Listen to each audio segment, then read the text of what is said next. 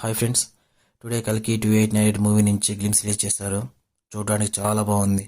ఆ VFX and production quality అయితే top నాచ్గా ఉంది.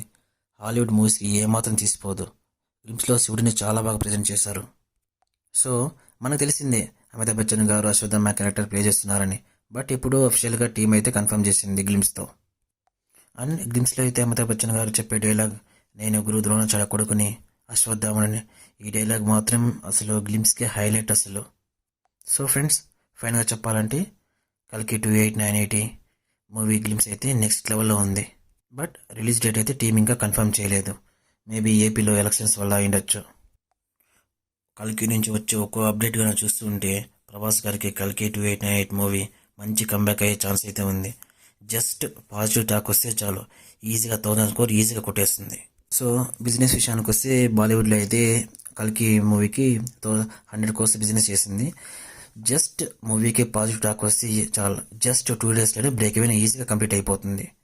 సో ఫైనల్గా అయితే ఫ్రెండ్స్, కల్కి గ్లిమ్స్ గురించి సో ఒకే ఒక కోరిక, ప్రభాస్ అన్నకి మంచి కంబ్యాక్ అయ్యాలని కోరుకుందాం. Thank you friends.